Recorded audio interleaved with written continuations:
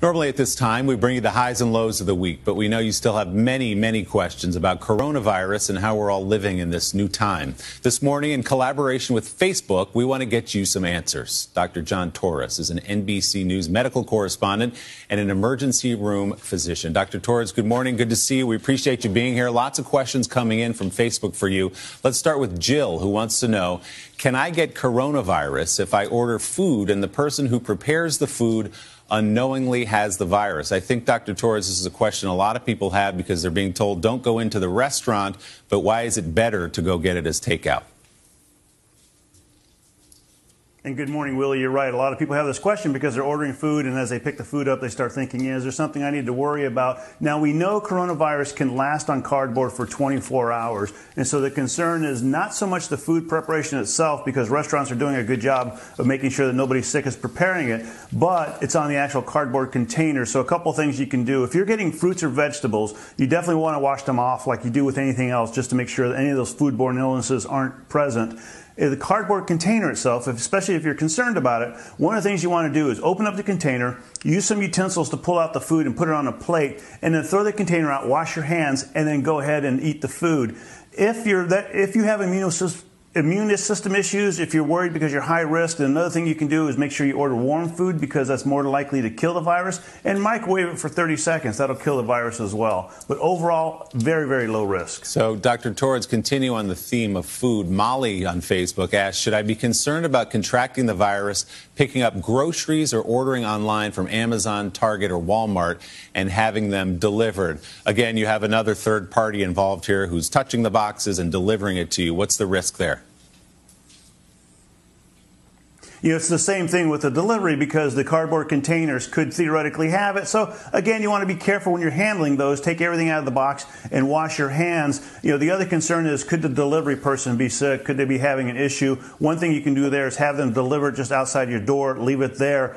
You know, they go away, you go outside and pick it up. And same thing, once you handle the containers, take everything out, wash your hands. You know, throw the containers out, wash your hands, and then go about your business doing whatever you need to do with the things you ordered. These are just steps to make sure you stay extra healthy and make sure that you're protected from the virus if you are getting deliveries, food or anything else. And thinking about the safety of the delivery person there as well. Another big question I hear a lot of, and we got this morning, was what about getting outside and keeping your distance? So we talk a lot about distancing from each other, but there are an awful lot of people outside playing in the park. They're playing basketball. They think they're being distant.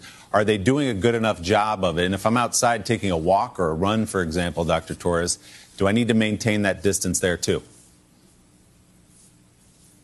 You definitely need to maintain that distance when you're outside, and that's that 6-foot distance. So if you're going for a walk, if you're going for a run, you don't want to be shoulder to shoulder. Basketball, you should not be playing basketball right now because you're not able to keep that distance. I know some people are playing tennis. Tennis is okay, you're on opposite sides of the court, but remember, you're handling the same ball, and so you have to make extra sure that you wash your hands before you touch your face if you're doing that. But the name of the game, whether you're inside or outside, is to keep that 6 foot of separation, because we know that's how far the virus can go. We want to make sure we're further away than that. Okay, and Dr. Torres, I know this isn't precisely your wheelhouse, but it's a question a lot of people have, and that is about general anxiety. And it's not just for adults, it's for kids who are getting bits and pieces of news right now.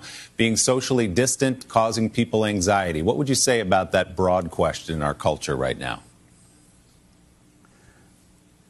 And Willie, as humans, we're social animals. We like to be around each other, especially children. They like to be around each other. They like to know they're safe. And so one of the things to remember is, with all this isolation, we need to find ways to connect ourselves. And that's where social media can come in very handy, you know, through FaceTime, through Skype, through any other method you can. And even if it's as simple as picking up the phone and making that phone call and just talking to people so everybody knows you're okay, you know everybody else is okay. And remember, too, we're in the middle of not just an epidemic, but an infodemic. There's a lot of information. A lot of it is not correct, and is getting people nervous and anxious and even scared. And so go to those reliable sources. That's the important thing to do. I'm so glad you pointed that out. Important, especially to tell your kids the real facts about all this. Dr. Torres, we're so grateful to have you here today. Thanks so much. We'll see you soon.